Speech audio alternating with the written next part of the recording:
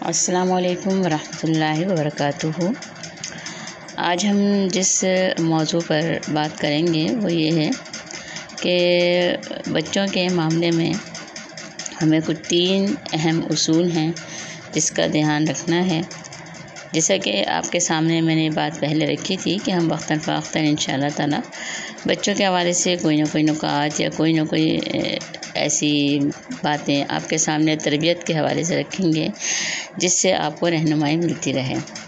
اس سے پہلے جو ہم نے سیشن کیا تھا وہ ہم نے بچوں کے ہی حوالے سے رکھا تھا کہ بچے کیوں بگڑتے ہیں، بچوں کے بگڑنے کے اسباب کیا ہیں اور ہمیں کن چیزوں کا دھیان رکھنا چاہیے۔ اسی طرح آج ہمارا جو موضوع ہے وہ بھی اسی سے متعلق ہے، اور وہ یہ ہے کہ بچوں کی تربیت کے 3 اہم نکات جو آپ کے سامنے میں نے شیئر کرنے ہیں، آپ کے سامنے رکھنے ہیں۔ اس کے بارے میں سب سے اہم بات اور پہلی بات یہ ہے کہ بچوں کے معاملے میں اپنے دل جو ہے، اپنے دل کو بڑا رکھیں، ٹھیک ہے نا۔ یعنی کہ بچوں کے معاملے میں جب ہم اپنے دل کو بڑا رکھیں گے، اس سے مراد یہ ہے کہ بچہ جو ہے بعض اوقات ہم یہ سمجھتے ہیں کہ بہت سے معاملات میں وہ نہیں سمجھتا اور ان چیزوں کے بارے میں وہ نہیں جانتا، تو وہ مجھے کیا مشورہ دے سکتا ہے یا مجھے کیا بتا سکتا ہے، کیا سمجھا سکتا ہے۔ تو اس لحاظ سے بھی ہمیں اگر تھوڑا سا ہم اس بات پر غور کریں کہ بچہ جو ہے وہ اگر ہم صحیح معنوں میں اسے اسی انداز سے، اسی توجہ کے ساتھ اس پر توجہ دیں، اس سے مشورہ کریں، اس سے بات کریں اور اس کو اپنے قریب کریں، اس سے ٹائم دیں، تو اس سے بھی ہمیں بہت کچھ سیکھنے کو ملتا ہے، ٹھیک ہے نا۔ لیکن اگر ہمارے سامنے بچے یہ بات سامنے آ جاتی ہے کہ بچہ جو ہے وہ چھوٹا ہے اور ہم بھلا اس معاملے میں کیسے اس سے بات کر سکتے ہیں، تو دیکھیں ہر عمر کا بچہ جو ہوتا ہے وہ اپنے لحاظ سے ان چیزوں کو سمجھتا ہے۔ میں یہ نہیں کہتی کہ آپ چھوٹے بچے کو بٹھا لیں اور اس سے سارے مشورے کریں، میرے کہنے کا صرف مقصد یہ ہے کہ بچوں میں خود اعتمادی پیدا کریں، ٹھیک ہے نا۔ اور دوسری بات یہ کہ بچے بھی باتوں کو دیکھیں، باتوں میں بچہ بہت کچھ ہمیں سکھا جاتا ہے، ٹھیک ہے نا۔ تو اس لیے یہاں پر سب سے اہم بات یہ کہ والدین ہی وہی بہترین والدین بن سکتے ہیں کہ جو کہ اپنے اندر انا کا مسئلہ نہیں رکھتے، بڑا ہو یا چھوٹا ہو، ہر ایک سے سیکھنے کی عادت ہے، ہر ایک سے سمجھنا ان کی عادت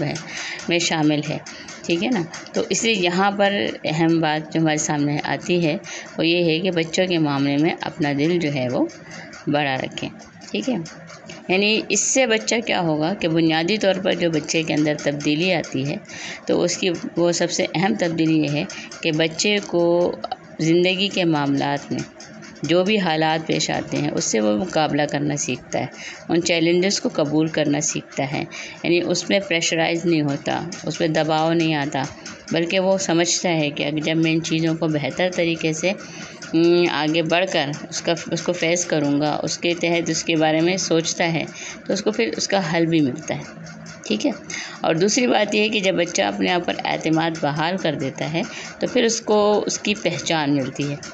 ہے نا، پھر وہ اپنی شناخت بنانے کی کوشش کرتا ہے، اور نہ صرف اس دنیا میں بھی اور آخرت میں بھی اپنے آپ کو، اپنی زندگی کو اور اپنے رویے کو بہتر بنانے کی کوشش کرتا ہے تاکہ آخرت میں اس کے لیے ایک بہترین نتیجہ ثابت ہو، ٹھیک ہے۔ اور اس میں ساتھ ساتھ پھر یہ بھی ہے کہ دوسری بات ہمارے سامنے آتی ہے کہ بچوں کو جو ہے معافی مانگنا، معذرت کرنا سکھائیں۔ آج کل کے جو معاشرہ ہے اور جو چل رہا ہے اس میں ہم دیکھ رہے ہوتے ہیں کہ بچہ جو ہے وہ بہت مشکل سے یہ 2 الفاظ ہی مشکل سے کہتا ہے کہ ٹھیک ہے آئندہ میں نہیں کروں گا، یا سوری، یا معاف کر دیجیے، یہ الفاظ اس کے منہ سے نکلنے کو تیار ہی نہیں ہوتے۔ اس کے لیے ہمیں اپنے رویے پہ غور کرنا ہوگا کہ ہم اس معاملے میں کیا کرتے ہیں،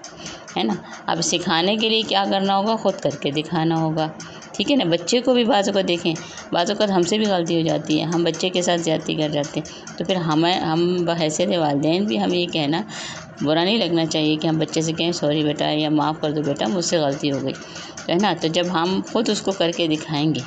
تو پھر بچہ آپ سے اسی طرح سیکھتا ہے۔ لیکن جب ہم کہتے ہیں کہ میں ہی معافی کیوں مانگوں، میں نے کون سی غلطی کر دی ہے، ٹھیک ہے نا. آپس میں رویے کو بھی وہ دیکھتا ہے، جب آپس کے معاملات آپ کے ہوتے ہیں اس میں بھی توجہ اس کی ہوتی ہے، اور گھر میں بھی ایسے معاملات ہو جاتے ہیں بڑوں کے ساتھ، گھر والوں کے ساتھ، اس میں بھی یہ چیز جب رویہ آتا ہے تو وہی چیز وہ بچے کے اندر آتی ہے.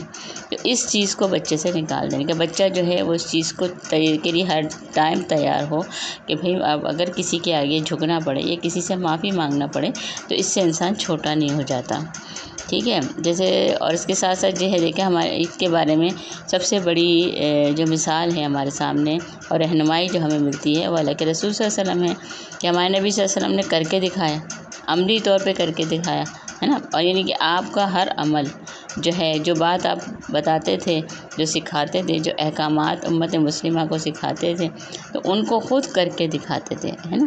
تو اس لیے اپنی عادت میں اور یعنی ہمیں اسی چیز کو سیکھنا ہے کہ اللہ کے رسول صلی اللہ علیہ وسلم نے دیکھیں کتنے بڑے بڑے معاملات میں معافی کا اظہار کیا، کتنے بڑے بڑے معاملات نے ان چیزوں کو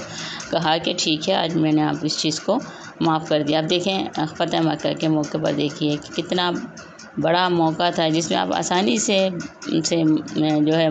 بدلہ لے سکتے تھے، لیکن آپ نے کہا نہیں آج میں نے آپ کو معاف کیا. طائف کی وادی میں گئے، وہاں پہ لہو لہان تھے، لیکن پھر بھی آپ نے ان سے بدلہ لینے کی کوشش نہیں کی. ٹھیک ہے نا. اس طرح بہت سارے واقعات ہمیں ملتے ہیں صحابہ کرام کے حوالے سے اور دیگر مشرکین کے حوالے سے کہ جس طرح وہ سلوک کرتے تھے، لیکن کبھی آپ نے ان چیزوں کے لیے تیار نہیں ہوئے کہ نہیں میں نے ان سے بدلہ لینا، بلکہ ہر ٹائم یہی سوچا کہ بھئی معاف کر دینا. تو یہ ایک اچھی فطرت بھی ہے اور اللہ تعالیٰ کو پسند بھی ہے.